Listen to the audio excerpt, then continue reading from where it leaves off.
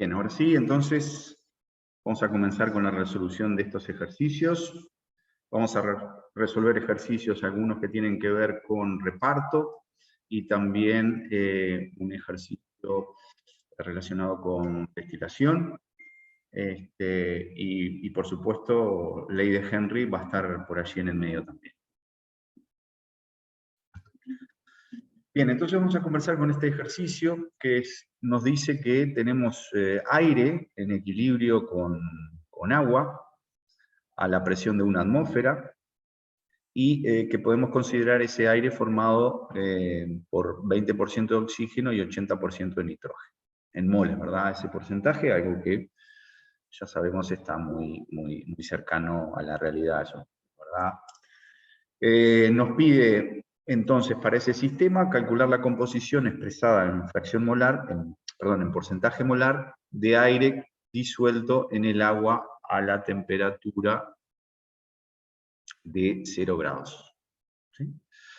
Y para ese caso calcular el descenso del punto de congelación del agua debido justamente al aire ese disuelto, que aunque no es un soluto sólido que está disuelto en la solución, sí es un soluto, por lo tanto cuenta, digamos, para lo que tiene que ver con lo que es el descenso crioscópico, ¿verdad?, del agua cuando forma parte de una solución, ¿no?, donde además del disolvente hay un soluto.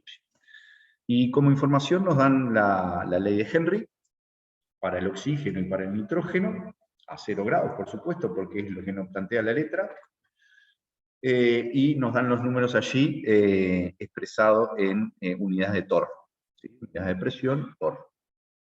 Bueno, vamos a visualizar primero lo que es la situación, ¿no? Tenemos aire, la presión es de 760 milímetros de mercurio, y bueno, esa es la composición que estamos suponiendo para el aire, ¿no? Por oxígeno y nitrógeno en esos porcentajes molares. Y luego allí tenemos agua que está en equilibrio, figúrense, un recipiente abierto a la atmósfera, y parte de ese oxígeno va a estar disuelto en el agua y parte del nitrógeno también disuelto en el agua, es decir, en una proporción de esos gases disueltos en el agua. Que ya sabemos un poco de antemano que la cantidad va a ser muy pequeña, ¿verdad? Porque cuánto se disuelve de esos gases en una solución acuosa es poco, ¿no? Ya lo sabemos de antemano, es decir, no hay mucha cantidad.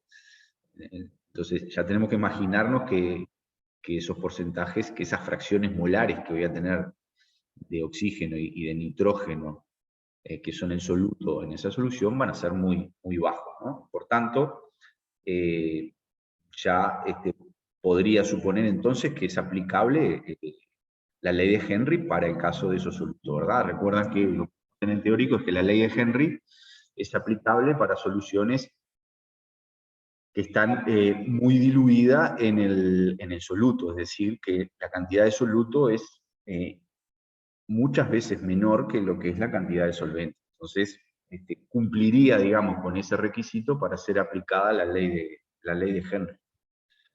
Entonces, si aplico la ley de Henry para esa situación, lo que digo es, bueno, la presión de gas, presión parcial de cada uno de esos gases que voy a tener en equilibrio en esa solución, va a ser igual a la constante de Henry multiplicada por la fracción molar de cada uno de esos componentes en la solución.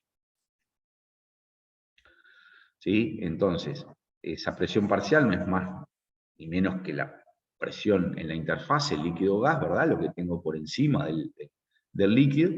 Y esa fracción molar es justamente lo que decíamos, la cantidad de gas que está disuelto.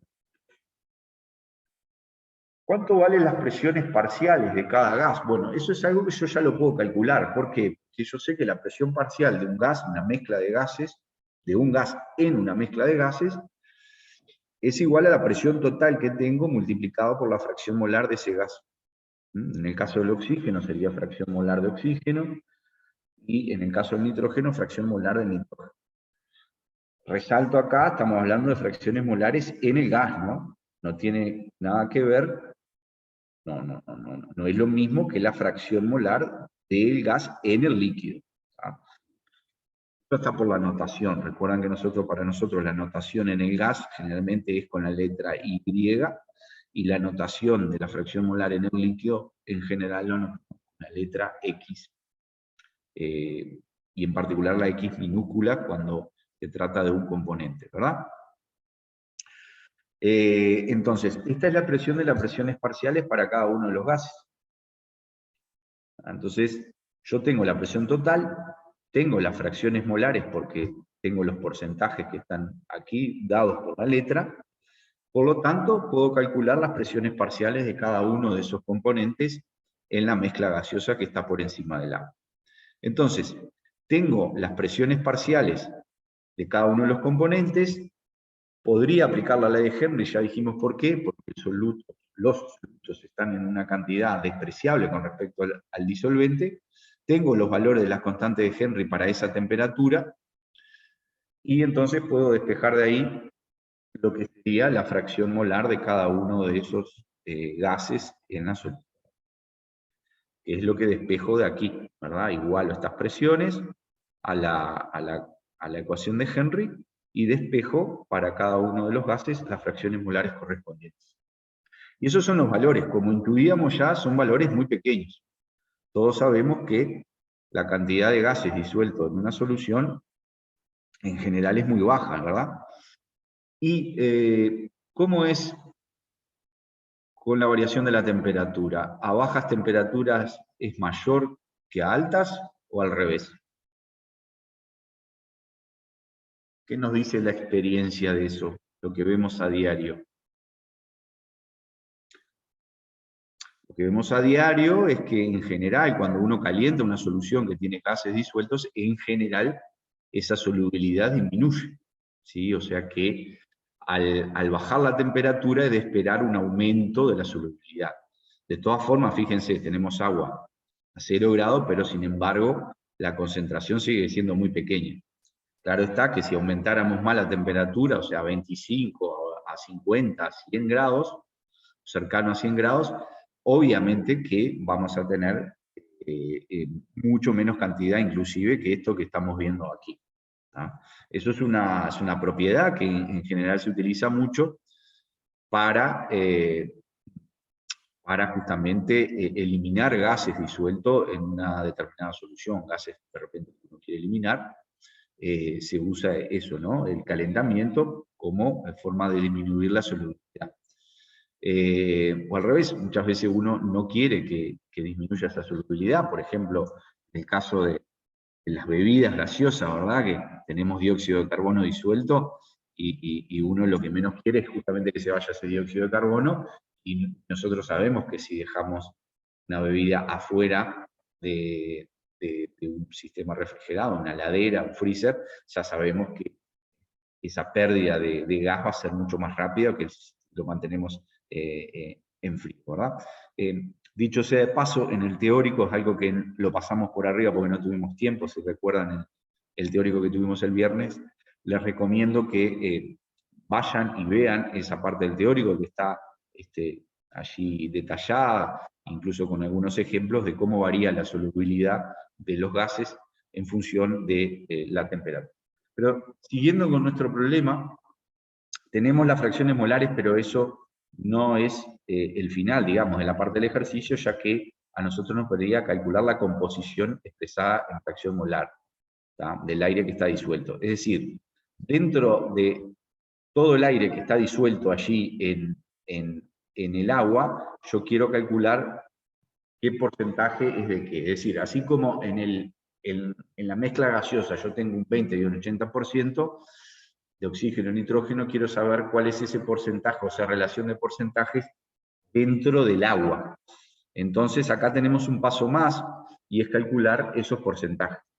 Y uno puede calcular el porcentaje de acuerdo a estas fórmulas, que es directamente dividir la fracción molar del componente sobre la suma de fracciones molares. Si uno va a lo que es la definición de fracción molar, que es mol del componente sobre moles totales, si uno hace esto, esta división, uno lo que ve aquí, ¿verdad?, es que los moles totales, eso se cancela en comunidad, ¿verdad? En definitiva, lo que me queda es un cociente de moles sobre moles totales, mole del componente sobre moles totales, o sea, un porcentaje. ¿Está? Expresado en porcentaje sería este cociente por 100.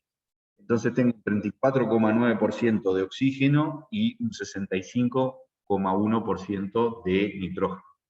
Fíjense que la relación de composición bajó en nitrógeno y subió en oxígeno en el agua respecto a lo que tenía inicialmente en el aire. Y eso es por las diferencias justamente de solubilidad, de constantes de Henry que tengo para estos componentes. Bien, entonces esto sería, digamos, la resolución de la primera parte del ejercicio. Vamos entonces ahora a continuar con lo que sería la segunda parte. ¿Sí? Bien, hasta ahí no tengo nada en el chat. Vamos a seguir entonces con la segunda parte.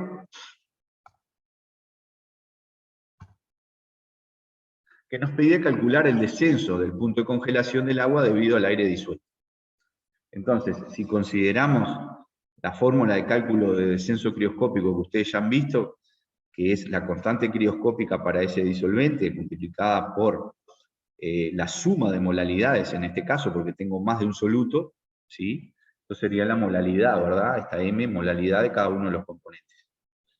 Entonces, si voy a lo que es la fórmula de la fracción molar, que es moles del componente sobre moles totales, desglosado sería esto, siendo los moles totales incluyen no solamente los moles de oxígeno y de nitrógeno, sino que también del agua, que como está en una cantidad mucho mayor que las de oxígeno y nitrógeno, entonces puedo decir que esto es aproximadamente igual al número de moles de oxígeno sobre el número de moles de agua.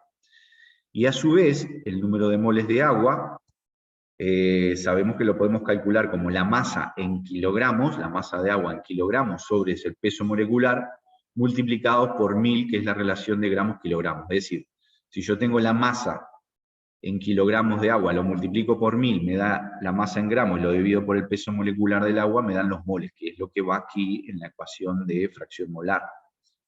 Entonces, yo puedo despejar de aquí lo que sería mol sobre moles en kilogramos de agua, perdón, sobre masa en kilogramos de agua, y despejarlo en función de la fracción molar, que es pasar multiplicando este valor, este 1000, ¿sí? Perdón, pasar dividiendo, quiero decir, ¿sí? No. Me entreveré ahí. Quiero decir, de acá pasa, si esto es fracción molar, estoy mirando esta parte, este término, igualándolo a este término, para despejar mol sobre masa de kilogramos de agua, masa de agua en kilogramos, paso este 1000, sería multiplicando, y el peso molecular dividiendo, que es lo que tengo aquí finalmente, ¿verdad? Entonces, la molalidad del oxígeno y del nitrógeno se expresan como las fracciones molares correspondientes por 1000 dividido 18. Esta es la demostración de cómo calculo entonces molalidad sabiendo la fracción molar. Teniendo en cuenta esa aproximación, ¿no?, de que los moles totales son prácticamente igual a los moles de agua, dado que la cantidad de soluto que está disuelto es muy, muy pequeña con respecto a la cantidad de agua. Entonces, de ahí que, yendo a la fórmula de descenso crioscópico, ¿sí?, lo que hago es simplemente entonces sacar el factor común, este 1000 sobre 18, y me queda entonces la constante por la suma de las fracciones molares por 1000 sobre 18. Y haciendo cuentas, veo que ese descenso crioscópico, también algo esperado, va a ser muy, muy pequeño en términos de temperatura, ¿verdad? Solamente 2.35 por 10 a la menos 3 grados Celsius. Muy bien. ¿Cómo vamos hasta ahí? ¿Correcto? Bien. Sí, todo bien. Seguimos entonces, vamos hacia al próximo ejercicio.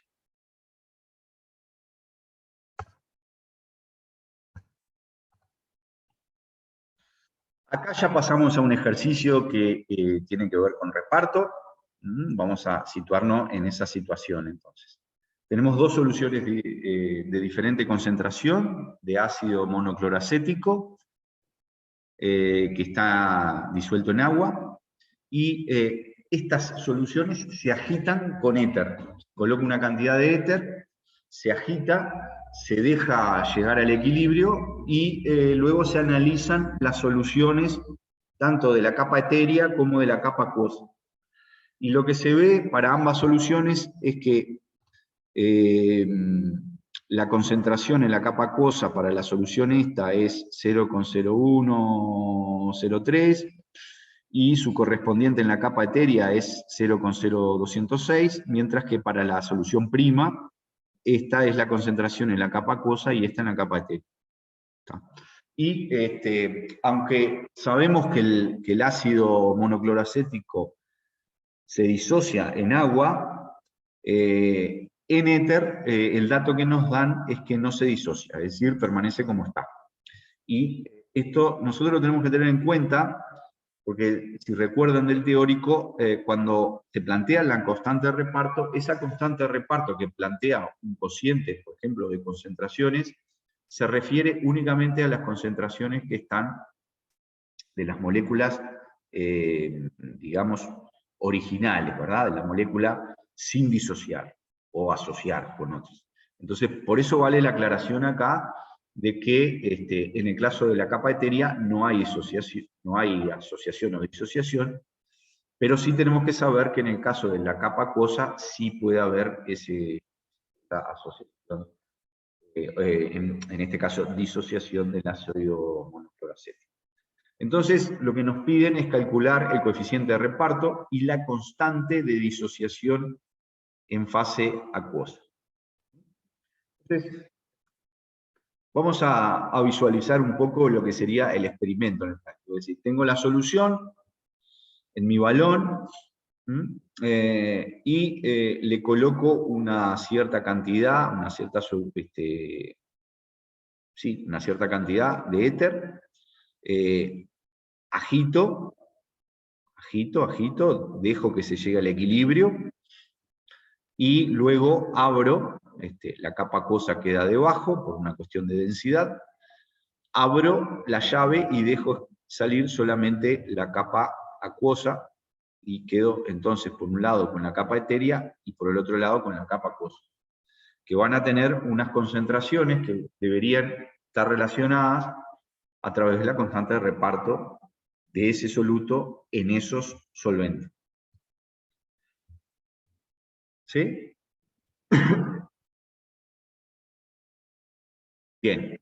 Y la constante de reparto yo la puedo expresar como un cociente de concentraciones del ácido cloroacético en la capa acuosa sobre la concentración del ácido cloroacético en la capa etérea. El planteo lo hice así, pero podría haber planteado la constante de reparto al revés, ¿sí? Y el número iba a dar el inverso. Bien, planteando de esta forma entonces la constante de reparto, yo voy a seguir buscando relaciones para ver cómo puedo determinar eso que me estaban pidiendo, ¿verdad? En la fase acuosa entonces dijimos que tenemos la disociación del ácido cloracético, que se puede entonces escribir de esta forma, disociación en esta molécula y el hidrógeno. Y para ello puedo plantear una constante de equilibrio, la constante de disociación de ese ácido, como la constante de hidrogeniones por esta concentración dividido la concentración del ácido cloroacético. ¿Ah? Bien. Ahora, Cuando uno valora esa solución acuosa, hace una valoración hidrovolumétrica, por ejemplo, una titulación, ¿verdad?, del ácido ese presente. Cuando uno valora, en realidad lo que está valorando es el ácido monocloroacético total. Es decir, uno va valorando, en general, va, por ejemplo, con una base, y va consumiendo el hidrógeno tal, esto se va desplazando, en realidad lo que termina valorando y determinando es la concentración total del ácido monocloroacético, es decir, uno no determina solo esto que están en equilibrio o solo esto cuando está disuelto y en equilibrio, uno determina el total, lo que está disociado más lo que está sin disociar. Eso es lo que uno determina. Entonces, nosotros podemos decir que la concentración de ácido cloroacético que está en el equilibrio es igual a la concentración total, que es lo que obtengo por valoración, menos la concentración de hidrogeniones, o es lo mismo, menos la concentración del cloroacetato. Simplemente porque a través de estequiometría puedo decir que estas dos concentraciones son iguales. Entonces, esto es lo mismo que poner esta otra expresión. Entonces, de allí que yo puedo decir que la concentración de hidrogeniones es la total menos la que está en equilibrio de ácido cloroacético, y en el caso del cloroacetato, puedo decir que es la total menos justamente lo que tengo de cloroacetato en el equilibrio. Perdón, de ácido cloroacético en el equilibrio. Entonces, de aquí que yo puedo sustituir en esta constante de equilibrio estas dos expresiones para la concentración de hidrogeniones y para la concentración de cloroacetato. Con lo cual me queda, elimino, en este paso además elimino una incógnita porque pongo todo en función aquí de la concentración me queda en la concentración de ácido cloroacético. Es decir, sustituyendo aquí me queda esto al cuadrado dividido la concentración justamente de el ácido cloroacético. Entonces, acá voy a tener una ecuación con una incógnita que es, en realidad, con dos incógnitas, ¿verdad? Porque la constante de equilibrio es algo que me piden, esta constante, y por otro lado no conozco la concentración de ácido cloroacético en el equilibrio. O sea que ahí ya tengo una ecuación y dos incógnitas. Vamos a ver de dónde sale entonces la otra ecuación. La otra ecuación con esas incógnitas la puedo obtener justamente de lo que es la constante de reparto, ¿verdad? La constante de reparto, si vamos un poquito atrás, me decía que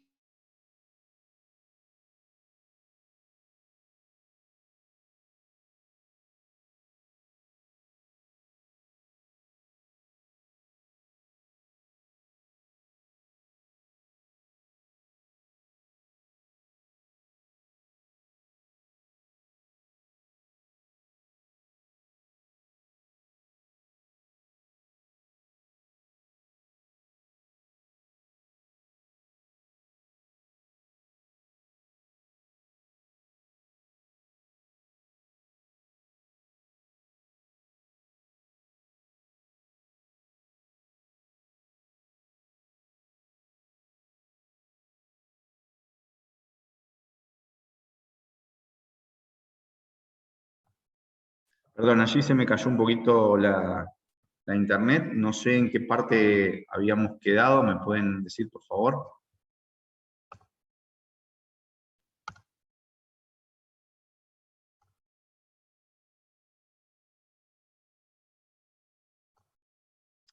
¿Hola? ¿Están allí?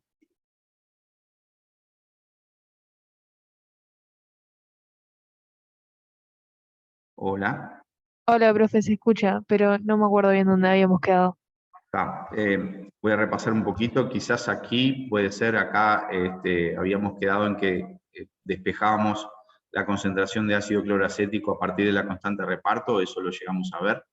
Ah, sí, o sea, estabas hablando sobre dónde iba a surgir la otra ecuación. Perfecto, perfecto. Bien.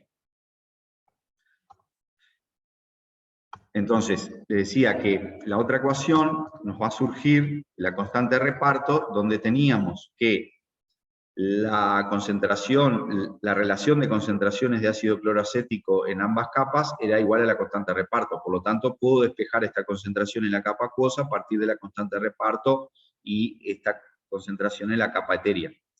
Entonces, tengo el dato de la concentración en la capa etérea y lo que voy a hacer es, entonces, sustituir en esas constantes de equilibrio para ambas soluciones, sustituyo entonces, donde decía concentración de ácido cloracético, pongo la constante de reparto por la concentración en la capa etérea, ¿sí? Para cada una de las soluciones. Esto es para la solución 1, para la solución 2, y ahí llego entonces a esas dos ecuaciones, que como estoy en una situación de equilibrio, entonces puedo decir que si no cambiaron la sustancia, no cambió la temperatura, nada, esto se tiene que, estas cosas tienen que ser iguales. La constante para la solución 1 o para la solución 2 tiene que ser igual. Por lo tanto, igualo esto, y de ahí puedo despejar las constantes de reparto. Esto es una ecuación al cuadrado, ¿sí? Cuadrática, por lo tanto, me van a dar dos valores que satisfacen esa ecuación. Me da un valor de 0,3368 y un valor de 0,3978. Obviamente, todos sabemos que la constante de reparto es una, no pueden haber dos constantes de reparto a una misma temperatura para las mismas sustancias. Por lo tanto, hay una de ellas que no tiene sentido físico. Y es lo que vamos a buscar, cuál de ellas no tiene sentido físico. Entonces, lo que vamos a hacer es ir para atrás en los cálculos, sustituir cada uno de estos valores de las constantes de reparto que encontramos aquí y despejar la concentración de hidrogeniones. Entonces, vamos a una constante de equilibrio,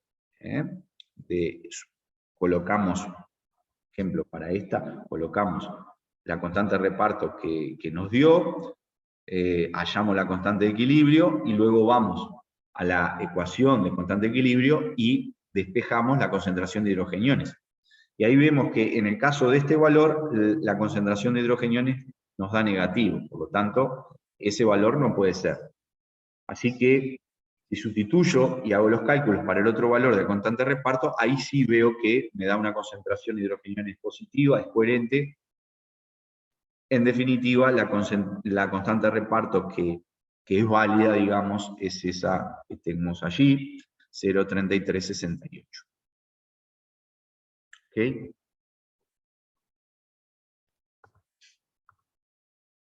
Bien. Vamos a seguir adelante entonces. Bueno, simplemente ahí el valor de la constante de equilibrio que se determina, que era una de las cosas que me pedían, además de la constante de reparto, se despeja, ¿verdad? Sustituyendo, sabiendo la constante de reparto real, digamos, sustituyo cualquiera de las dos ecuaciones y me va a dar la constante de equilibrio. Bueno, ahí entonces terminábamos con lo que es el ejercicio ese, ¿sí? ¿Está bien por ahí? Profe, Vamos. ¿por qué dijiste que las constantes de equilibrio eran iguales? Y porque la constante de equilibrio tiene que ser la misma, ¿verdad? Es la misma sustancia disuelta en agua, es decir, es el ácido cloracético disuelto en agua. Independientemente de qué solución sea, el grado de disociación va a ser el mismo. Tiene que ser el Claro, mismo. sí, la misma entonces. Bien, Ahí gracias. está. Por favor. Sigamos entonces con el siguiente ejercicio. Bueno, entonces, ahora tenemos el caso de dos solventes que son inmiscibles y un soluto C que es soluble en ambos solventes. Y nos dan como datos el peso molecular de ese soluto, la solubilidad de C en A, que es 0,2 moles por litro, y el coeficiente de reparto, expresado como concentración de C en A sobre concentración de C en B, que a 25 grados es 40. Y nos dicen, bueno, que las soluciones se comportan como ideales. Entonces, nos dice, bueno, si se colocan 20 mililitros de A puro, ¿verdad? El solvente puro, y 20 mililitros de B puro, y a esa mezcla se agregan 0,4 gramos de C, todo a 25 grados. Calcule las concentraciones aproximadas de C en A y B. Entonces, ahí tenemos que tener dos cosas en cuenta. Primero, tenemos que tener en cuenta que A tiene una cierta, C tiene una cierta solubilidad en A, es decir, no es infinitamente grande. Tiene un valor y está dado ahí por la solubilidad. Y por el otro lado tenemos que tener en cuenta que se cumple además la constante de reparto, que es que la concentración de C en A va a ser 40 veces mayor que lo que es la concentración de C en B cuando se llega al equilibrio. Eso nos dice la constante de reparto. Entonces, bueno, vamos a ver cuál sería la situación que podemos plantear. Bueno, en primera instancia, si agregamos 0,4 gramos de C, teniendo en cuenta el peso molecular, son 0,008 moles de C. O sea que estamos agregando a esa mezcla de A y de B 0,008 moles de C. Bien. La solubilidad máxima que hay de C en A, nos da la letra, es 0,2 gramos por litro. Perdón, 0,2 moles por litro. Por lo tanto, los moles máximos que puedo disolver de C en A van a ser esa solubilidad 0,2 por el volumen que tengo de A, que eran 20 mililitros, o sea, 20 por 10 al menos 3 litros. O sea que el número de moles máximos que puedo disolver de C en A es este, 0,004 moles. ¿Ah? Fíjense que la cantidad que puse inicialmente era el doble. Bien. Ahí lo que tengo que ver es que, bueno, decir, bueno, si estoy en la situación donde se disolvió 0,004 moles de CNA, el resto, una opción es que vayan para B, pero ahí habría que ver si se satisface la constante de reparto. Entonces, lo que tengo que ver es si se disuelven esos moles en B. ¿Se satisface o no la constante de reparto? Entonces, vamos a ver. La constante de reparto era 40. O sea que si yo calculo las concentraciones que tengo en A, en A, ¿sí? La concentración en A es los moles disueltos, en el caso de que se disuelva hasta llegar al máximo de solubilidad, y eso me da entonces esos moles, 0,004 dividido el volumen, 20 mililitros, me da esta concentración, 0,2 moles por litro.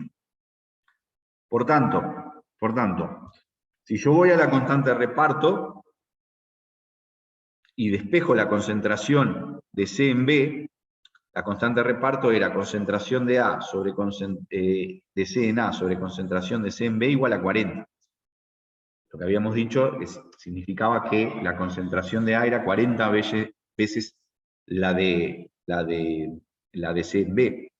Es decir, puedo despejar la concentración de C en B haciendo 0,2 sobre 40, que me da este valor. Entonces, si yo considero, o más que considero, veo que la máxima concentración de C en B que puede haber en el equilibrio es 0,005 mol por litro, multiplicando el volumen que tengo de B, voy a hallar el número de moles de C en B que voy a poder tener en esa solución. Entonces, multiplicando este valor de concentración por 20 por 10 a la menos 3 litros, calculo entonces los moles de C en B, que son estos que tengo acá. Quiere decir que los que tenía para disolver en B en realidad solamente se van a poder disolver esta cantidad, o sea que va a quedar todo esto, 3,9 por 10 a la menos 3, sin disolver. Por lo tanto, en conclusión, lo que voy a tener luego de llegar al equilibrio es C disuelto en A, C disuelto en B y C sin disolver. Va a quedar como sólido sin disolver. ¿Cuánto va a quedar de cada uno? Bueno, voy a tener una concentración de C en A de 0,2 mol por litro, de C en B 0,005, y voy a tener una cantidad, unos moles de C sin disolver, que son estos 3,9 por 10 a la menos 3. ¿Entendió más o menos?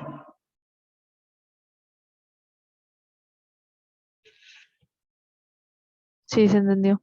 Bien. Entonces, vamos a la otra parte ahora. La otra parte lo que nos dicen es, bueno, si al sistema ese anterior que tengo de soluciones con esas concentraciones de C en A y en B, más lo que había quedado sin disolver, le agrego a su vez 0,2 gramos más de C. Obviamente, esos 2 gramos, si no cambio los volúmenes, van a permanecer también sin disolver, o sea, que me va a quedar ahí, con lo otro que tenía sin disolver. Bueno, lo que me piden es, bueno, ¿cuánto tengo que agregar de A para que se disuelva totalmente todo eso que está de C, sin disolver? Entonces, si calculo los números de moles en 0,2 gramos, me da 4 por 10 a la menos 3, quiere decir que esos 4 por 10 a la menos 3 se sumarían a los que tenía sin disolver, de la parte anterior. Entonces tengo todo esto sin disolver.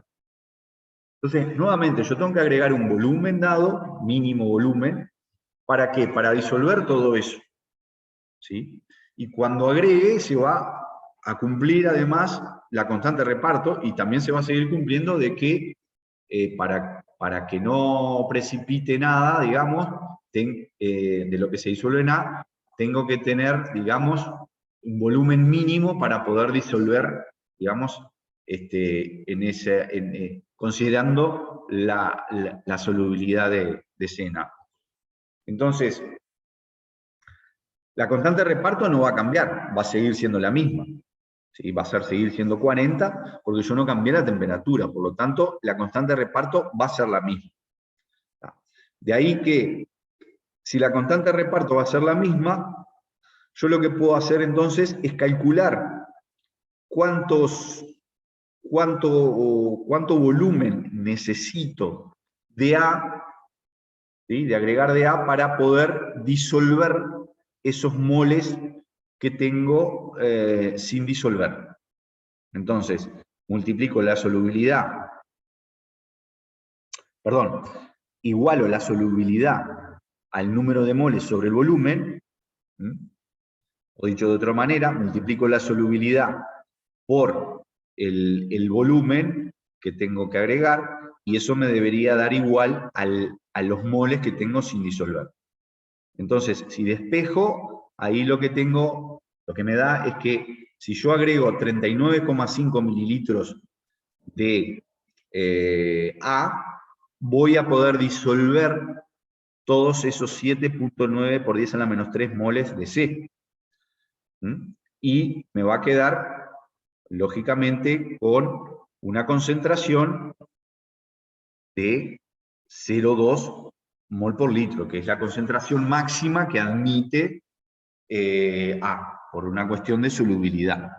Entonces, si yo agrego esos 39,5 mililitros, disuelvo todo lo que tenía sin disolver, la concentración de A no cambia, la concentración de C en A no cambia, y la concentración de C en B tampoco, manteniéndose de esa forma la constante de reparto. Es decir, se mantuvo la constante de reparto porque las concentraciones no varían, las concentraciones entonces siguen siendo estos valores que ya tenía, y logré disolver la cantidad de C que estaba sin disolver, lo que tenía de antes y lo que agregué ahora. Entonces, esta es la cantidad mínima que yo tendría que agregar para disolver.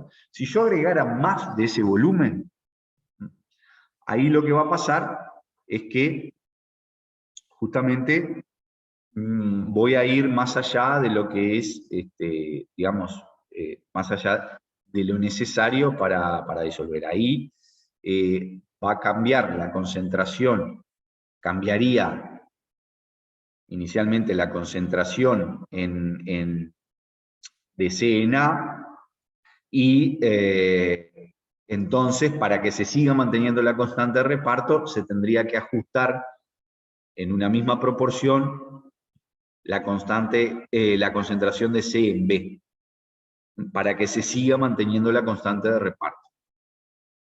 ¿Me explico? Si yo agregara, por ejemplo, 50 mililitros, disuelvo todo, 50 mililitros de A, disuelvo todo lo que tengo, pero ahí la concentración, ¿sí?, ya no va a ser 0,2, va a ser menor a 0,2. Por lo tanto, si es menor a 0,2 y yo hago la cuenta, ese valor menor a 0,2 sobre 0,005, eso ya no me daría 40, me daría un valor menor a 40. Por lo tanto, ahí sí, para que se siga cumpliendo la constante de reparto, tiene que cambiar la concentración de C en B, ajustarse de tal forma que ambos ajustes, es decir, la concentración de C en A y la concentración de C en B, me den una relación igual a 40. ¿Se entiende? Sí, se entiende. Perfecto. Bueno, muy bien. Bueno, vieron que no hay, digamos, grandes dificultades en estos ejercicios, es decir, uno, en la medida que entiende la situación y va haciendo cuentas, va cerrando un poco, ¿verdad? No revisten grandes dificultades. Vamos a pasar ahora a este ejercicio de destilación, que incluye un diagrama de equilibrio temperatura-composición, y vamos a resolverlo paso a paso para para aprovechar a repasar, ¿no?, todo eso que ustedes han visto en el teórico y que también están viendo de alguna forma a lo largo del laboratorio ahora.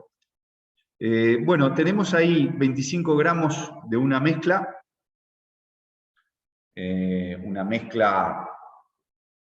de A y B, cuya composición másica es 0,7. ¿no? El diagrama que nos dan es un diagrama másico, fracción másica. Es temperatura en grados Celsius, fracción másica en A. Entonces tenemos 25 gramos de esa mezcla con una composición másica de 0,7. Es decir, es mi solución inicial. Y bueno, nos dan ese diagrama.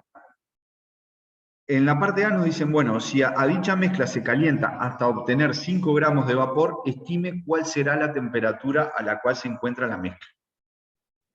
Bueno, vamos a repasar esto de la destilación abierta, ¿no? Cuando nosotros destilamos una solución mediante destilación abierta, vamos a ir a lo que sería la solución inicial, esta 0,7. Cuando nosotros comenzamos a calentar, va aumentando la temperatura, va aumentando, vamos a verlo acá en este diagrama, va aumentando la temperatura a medida que calentamos, y llega un momento que llegamos a la temperatura inicial de ebullición. ¿Qué pasa cuando llegamos a la temperatura inicial de ebullición? Bueno, ahí tengo un vapor, se comienza a formar un vapor, y para ese instante inicial, el vapor, puedo decir que tiene una composición trasladando, ¿sí?, hacia la curva del vapor, que está dada por la curva aquí, cuando bajo. ¿Sí? Entonces, caliento la solución de 0,7, llego a la temperatura inicial, anda cerca de los 100 grados, y la primera gota de vapor que sale es la que tiene una composición cercana a 0,5. ¿Bien? ¿Cuál es el más volátil acá? ¿A o B?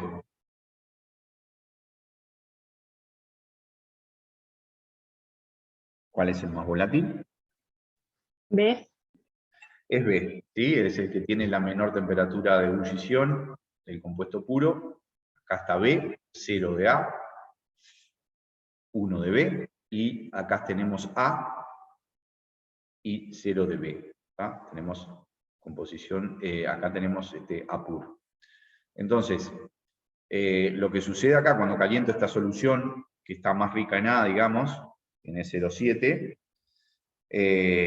y caliento, llego a la temperatura inicial, la gota de vapor que sale inicialmente tiene una composición más rica en el componente más volátil.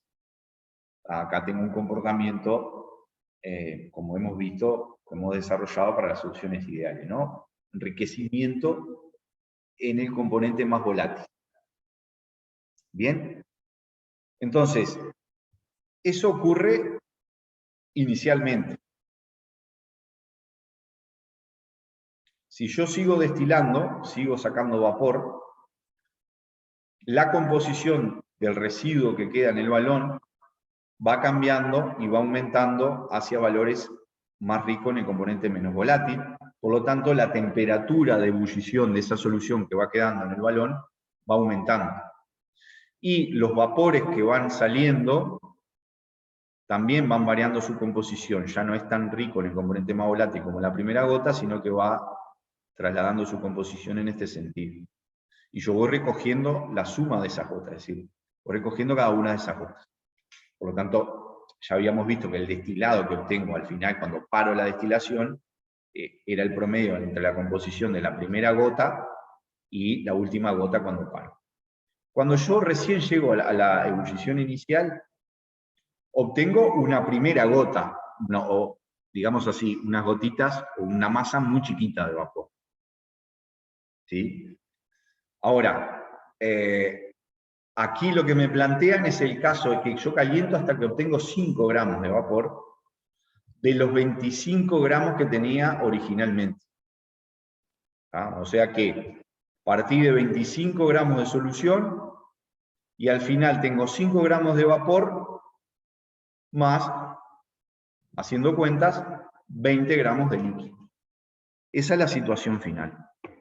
Entonces yo tengo que saber a dónde paré en la destilación, o estimar a dónde paré en la destilación, para poder saber cuál sería esa temperatura que cumple esto, ¿no? Que me cumple, que me lleva a esto. Entonces, una forma de poder resolver esto es relacionando con la regla de la palanca. Entonces, vamos a repasar. La regla de la palanca era balance de masa, en realidad, ¿sí?, proveniente del balance de masa total y balance de masa por componente, que la podía expresar de esta forma, ¿no? La podía expresar como cociente de la masa del líquido sobre la masa de vapor, que iba a ser igual, esto lo vimos en el teórico, lo desarrollamos, iba a ser igual a este cociente, que tiene en cuenta la fracción de la solución inicial, la fracción de vapor, ¿sí?, de A en el vapor, y la fracción de A en el líquido. Entonces,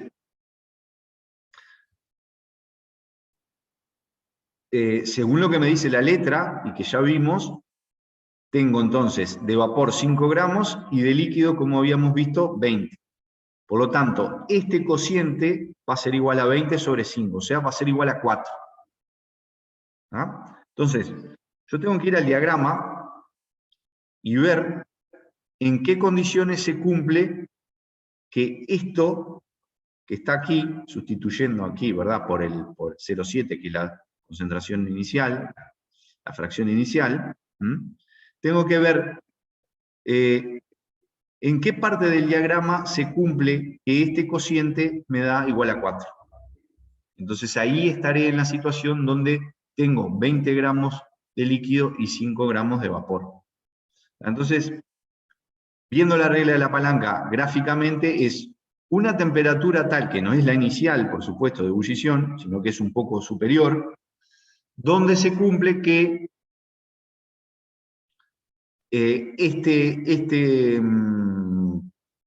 este cociente, perdón, este acá, a ver, ahí bien dije, este segmento 0,7 menos IA, ¿sí? Esto es para, digamos, el último equilibrio, ¿verdad? El equilibrio que hay entre el líquido que está en el balón y la última gota de vapor. Ahí es donde yo detengo la destilación. Entonces, este segmento que es 0,7 menos IA, sobre este segmento que es XA, que es la composición de la solución en el balón de destilación, sobre 0,7, esto tiene que ser igual a 4. Entonces, una forma de resolverlo es decir, bueno, yo voy a suponer la temperatura, supongo la temperatura, digo, bueno, si esto es 100, capaz que esto es, no sé, 105, yo qué sé, 107. Entonces, voy gráficamente a 107, entro por la temperatura, 107, pongámosle que supongo eso, y veo cuál es la composición del vapor y la composición del líquido en el equilibrio. Sustituyo en esta ecuación, y si veo que eso me da igual a 4, perfecto, la temperatura que supuse está bien. Si no, tengo que suponer otra temperatura. Entonces, esto es una combinación entonces de una resolución analítica con una resolución gráfica. Profe, una pregunta. ¿Nosotros Sí, no usábamos la regla de la palanca para destilaciones en sistemas cerrados? Tipo, para que el sí, balance de masa lo hacíamos. sí, exacto, y para equilibrio, ¿no? Esto es un equilibrio, porque acá, y es lo que le hice notar, quizás muy al pasar, pero lo voy a subrayar acá estamos analizando este último equilibrio, es decir, acá yo estoy analizando dónde termina la destilación.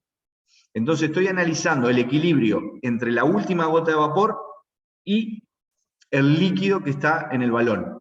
No confundir con la composición del destilado total que recogí. No, esto es el último equilibrio, es decir, es esta solución que está en el balón con esta composición, que está en equilibrio con este vapor idealmente, ¿sí? Y que sería la última gota de vapor que recojo. ¿Se entiende? Yo voy recogiendo la primera gota que corresponde a la de la solución inicial, con su temperatura de ebullición inicial, con el vapor de equilibrio inicial, voy recogiendo esa gota y todas las siguientes hasta la última gota, que es cuando detengo la destilación. Por lo tanto, entonces, acá la regla de la palanca la estoy aplicando a una situación en un instante de equilibrio, ¿sí? No estoy aplicándola a todo el sistema, digamos, perdón, a todo el proceso. Ah, perfecto. ¿Sí? Gracias. Muy bien, entonces, vamos a hacer ese tanteo. Entonces, supongo 105. Y lo que pasa es que cuando voy al gráfico, IA me da 0,55 y XA 0,75. Por lo tanto, hago el cociente, sustituyendo aquí en esta ecuación, y no me da 4, me da 3. O sea que esa temperatura no es.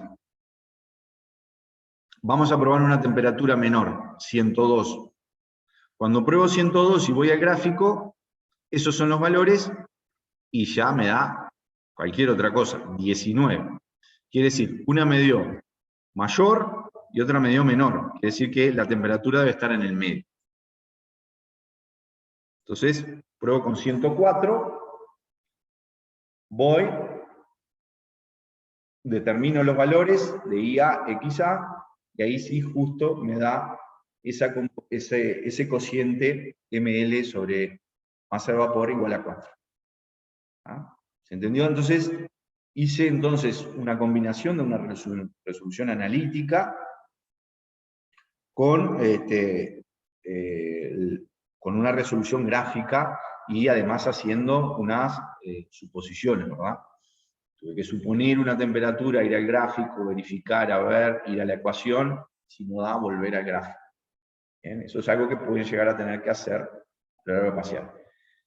Y destacar entonces que, aunque apliqué ahí la regla de la palanca, a una situación que venía de una destilación, en realidad, hipotéticamente, en ese último caso, en ese último equilibrio, estoy en una situación de equilibrio. Como regla de la palanca, puedo aplicar para esa situación de equilibrio la regla de la palanca.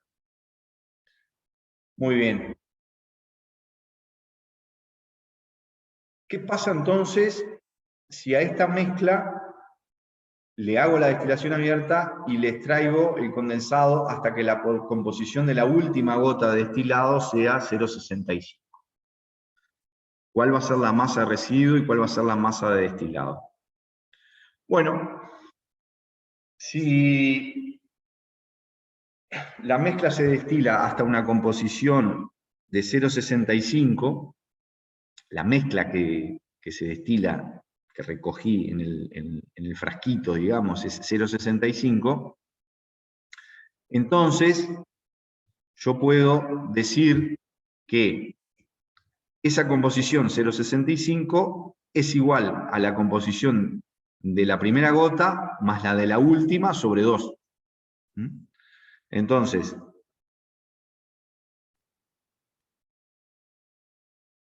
perdón, 0,65 no era la composición de todo el destilado, era la de la última gota de destilado, está acá dicho en la letra.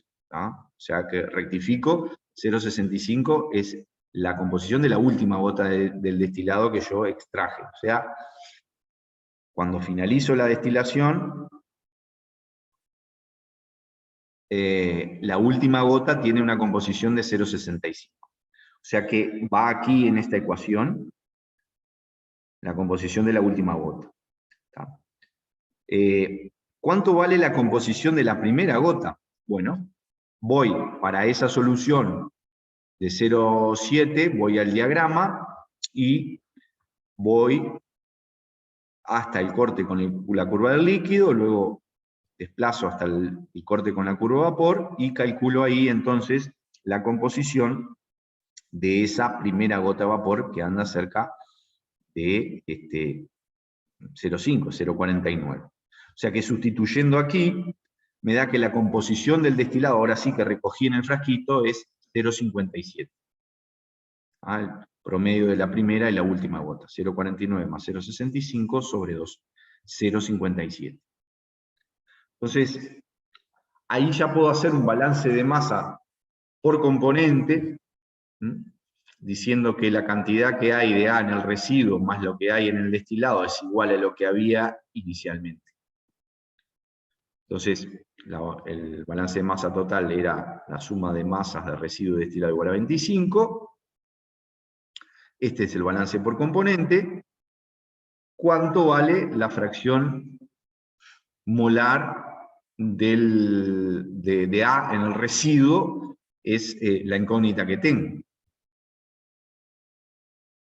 Entonces, para esa última gota de vapor que dijimos que tiene una composición de 0,65, ¿sí? O sea que voy aquí a la composición 0,65, al corte con la curva del vapor, esta es la composición de la última gota de vapor, quiere decir que ese vapor estaba en equilibrio con un residuo que tiene esta composición, que me la da el corte con la curva del líquido. Entonces, esa composición es 0,81 en A. Y ahora sí, tengo todo para calcular con esas dos ecuaciones la masa de residuo y masa de destilado. Sustituyo, calculo, y me da entonces que en esas condiciones, cuando la última gota de vapor es 0,65, la masa de residuo que me quedó sin destilar es 13,54, y la masa de destilado que recogí, 11,46, siendo sus composiciones la del residuo 0,81 y la del destilado 0,57. Es importante que repasen esto, que lo entiendan, que lo procesen, que este tipo de diagramas siempre, casi siempre, va a aparecer, ¿no?, en algún examen, en algún parcial. Son cosas que nosotros entendemos como muy básicas e importantes para que ustedes manejen en lo que es este segundo hemisemestre, ¿no?, junto con las otras cosas que han visto, pero que esto tiene una importancia, digamos, alta dentro de lo que es, ¿no?, las cosas que realmente tienen que salir sabiendo de fisicoquímica. Después ya tendrán tiempo de profundizar en otras, pero este tipo de cosas es algo que ustedes tienen que manejar. Bueno, y yendo a lo que es la última parte del ejercicio, nos preguntan, bueno, dígame si los potenciales químicos de A son iguales en el residuo con el destilado a 25. ¿Sí? Después que destilé, tengo el residuo por un lado, tengo el destilado por el otro, las dos cosas están frías, son dos líquidos de diferente composición. ¿Los potenciales son iguales o no? ¿Cómo son los potenciales químicos de la última gota de destilado y el residuo, cuando están a la temperatura de ebullición? ¿Son iguales o no? Bueno, en el caso del residuo y el destilado, a 25 es clarísimo que no va a ser igual, ¿verdad?, el potencial químico. ¿Por qué? Porque si yo calculo para el residuo, que sería el potencial estándar a 25 en una atmósfera, o a un bar, para ser más precisos hoy en día, más RT logaritmo neperiano de la fracción molar de A en el líquido. La fracción molar de A en el líquido ya lo vimos, es 0,81 en el residuo, mientras que en el destilado es 0,57. Entonces, fíjense que si estas cosas son todas iguales y valores son diferentes, es lógico entonces que estos potenciales químicos no van a ser iguales. Es decir, esas cosas no estarían en equilibrio. Si uno mezcla estas soluciones, va a haber intercambio de composiciones, porque justamente esto no está en equilibrio. ¿Qué pasa en el caso de la última gota del destilado con el líquido? Ahí sí, como veníamos comentando cuando la compañera habló de la regla de la palanca, eso es una situación de equilibrio. Es decir, es un líquido y un vapor que están en equilibrio a su correspondiente temperatura de equilibrio, de ebullición de ese residuo. Entonces, tengo ahí sí las condiciones donde hay un equilibrio, y si hay equilibrio ya hemos visto que se cumple que los potenciales químicos son entonces iguales, es decir, el potencial químico de A en el residuo va a ser igual al potencial químico de A en esa gota de destilado. ¿Está bien? Entonces, hasta ahí llegamos con el ejercicio este. ¿Alguna duda?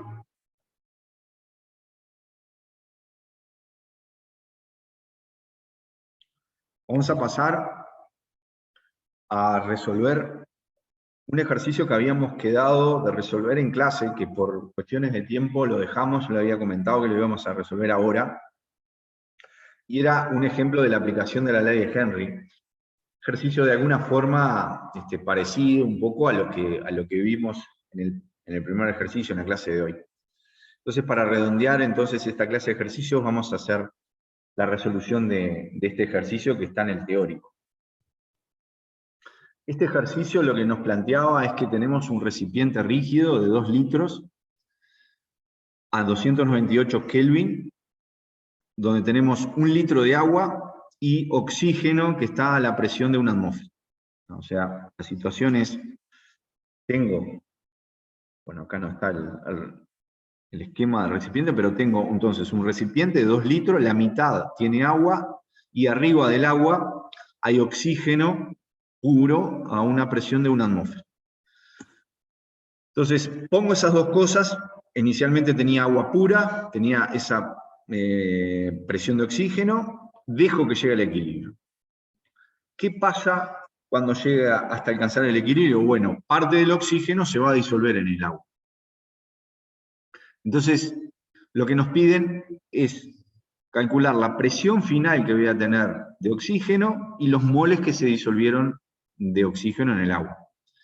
La presión inicial era 1 atmósfera, pero si se disuelve parte del oxígeno, quiere decir que esa presión va a disminuir un poco, hay que ver cuánto. Obviamente, como sabemos que la solubilidad del oxígeno en agua a la presión de 1 atmósfera y 298 baja, es de esperar que el cambio de presión va a ser un cambio de presión bien pequeño también. Entonces, como dato nos dan la constante de Henry para el oxígeno en agua a esa temperatura. Entonces, lo que nosotros primero tenemos que hacer es decir, bueno, ¿cuántos moles de oxígeno teníamos inicialmente? Bueno, teníamos, con la ley de los gases ideales, tenemos presión, volumen, número de moles, R, temperatura. Despejo el número de moles entonces, es 0,0409 moles. Despejo no, calculo. ¿Sí? Presión, volumen, R, T. Entonces, estos son los moles que tengo inicialmente, que en la situación final habrán quedado una cantidad de moles sin disolver y un número pequeño de moles de oxígeno que se disolvieron.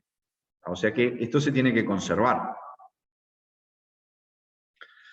A su vez,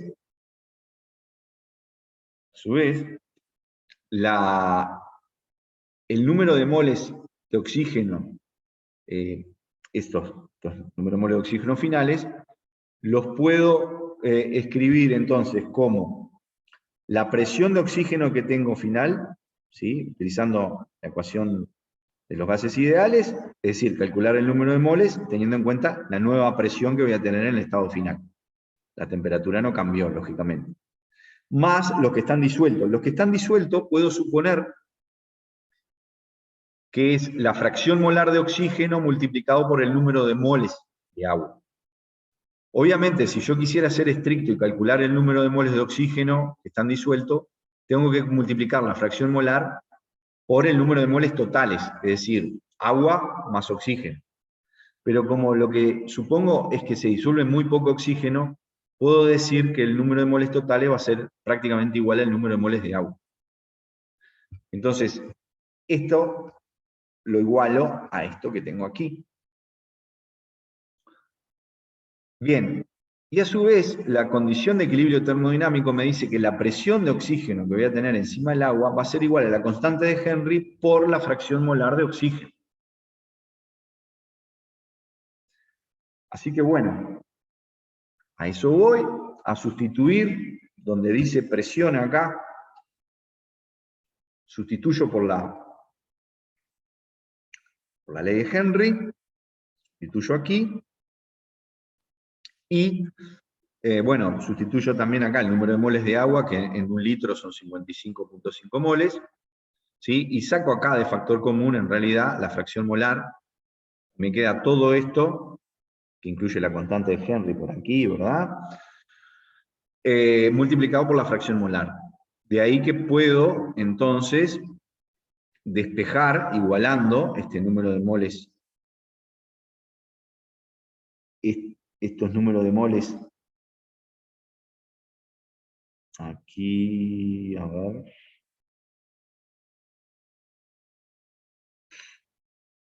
Sí, este número de moles en realidad está igualado. Acá considero entonces que. No, acá no considero nada. En realidad estoy planteando que los finales van a ser igual, por el balance de malla, ya lo habíamos visto, a los iniciales. ¿Tá? Se tiene que cumplir, ¿no? La conservación de moles. O sea que todo esto lo igualo a esto que tenía inicialmente. Y de ahí despejo, entonces, como única incógnita que tengo, despejo la fracción molar de oxígeno. Fíjense que es muy pequeñita, ¿no? Da 2,25 por esa a la menos 5. Bien, de ahí que multiplicando esa fracción molar por el número de moles de agua, considerando despreciable justamente, ¿verdad?, el número de moles de oxígeno que tengo, ¿sí?, disuelto, entonces era válido decir que el número de moles de oxígeno era fracción molar de oxígeno por número de moles de agua. Entonces, haciendo esta multiplicación me da estos números moles de oxígeno disueltos, y la resta entre lo que tenía inicialmente y lo que se disolvió, que es este valor que tengo aquí, son los números de moles que no se disolvieron, que quedaron sin disolver. Por lo tanto, sustituyendo en la ecuación general de los gases para calcular la presión, calculo la presión final que tengo en el equilibrio y me da 0,969 atmósferas. ¿Bien? Ese era entonces el ejemplo que nos había quedado pendiente en el teórico, que ahora entonces lo hemos resuelto. Bien, por acá estoy terminando la clase de hoy. No sé si tienen alguna consulta. Profe, ¿Sí? la presión bajó, entonces por el agregado de agua bajó la cantidad de moles de O2, gas, Sí. entonces Vos así baja tenías, la presión. sí, perdóname, vos tenías una cantidad de oxígeno que en ese volumen, 1 litro, ¿verdad? Porque la otra mitad de los 2 litros estaban ocupadas por agua pura inicialmente. Vos tenías una presión de oxígeno, pero cuando lo pusiste en contacto con agua pura, ese oxígeno parte se disolvió. Entonces, se disolvió una cantidad muy pequeña, que es esta que calculamos acá, por lo tanto, a lo que tenías inicialmente, le restás eso que se disolvió, y esa resta, el resultado de esa resta, es lo que te queda sin disolver. Por eso cuando vos volvés a calcular la presión, te da una presión un poquito menor de la que tenías inicialmente. ¿Se entiende? Sí, entiendo. Gracias. ¿Bien?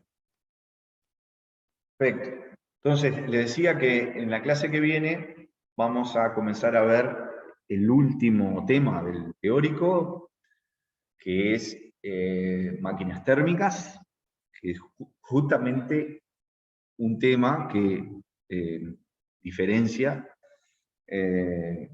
a Fisicoquímica 102, ¿no? Hasta aquí casi todo lo que han visto es prácticamente lo mismo, tanto en 102 como en 101. Ustedes en 101 tienen un tema que es máquinas térmicas, que es el que vamos a empezar a ver en la próxima clase. En ese teórico vamos a ir haciendo ejercicios en la medida que vamos dando el teórico. No va a haber una clase dependiente, digamos, de ejercicios. Así que bueno, les aviso que la clase de ejercicios va a tener, perdón, la clase de teórico ya va a tener clase de, van a tener ejercicios resueltos. ¿Está bien? Bueno, nos vemos en la próxima. Gracias. Chao, gracias, nos vemos. Chao, chao.